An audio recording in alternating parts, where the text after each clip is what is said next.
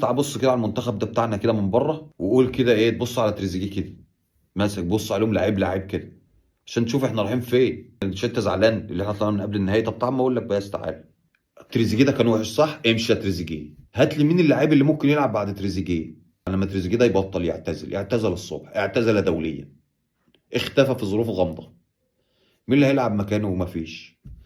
طب المو صلاح اعتزل بكره، زعل مننا، اتقمص وقال والله ما عدت لاعب معاكم، في حد يلعب مكانه؟ مفيش. مصطفى محمد وهو مش شايف كده، لقينا فيرود يلعب مكانه؟ مفيش. مروان عطية اعتزل الصبح، لقينا حد يلعب مكانه؟ ما لقيناش. مفيش.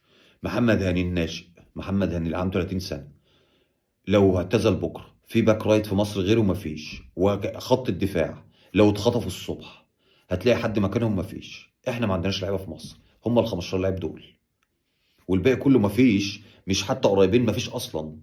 مش في عيال تلعب مكانهم؟ مفيش اصلا. احنا محمد عبد المنعم اتصاب فكيناه في 2 لعيبه، انت متخيل يعني؟ بص، خليك بس واقعي يا صاحبي. احنا لعبنا 3-5-2 ليه؟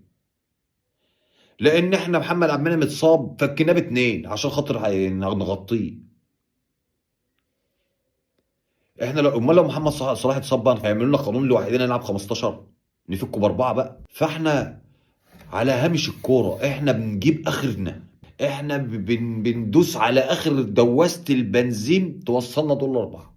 ده لاننا مصريين يعني العيال بتنزل تعزق بالفاس، ما تلعبش كوره. العيال بتنزل كلها تجيلها صليبي بعد البطوله.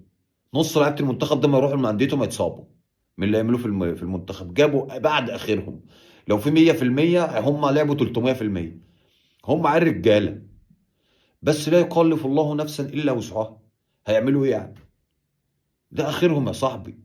انت ما ينفعش تزعل منهم، انت تزعل من اللي جاي، لان الاسوأ لم يأتي بعد.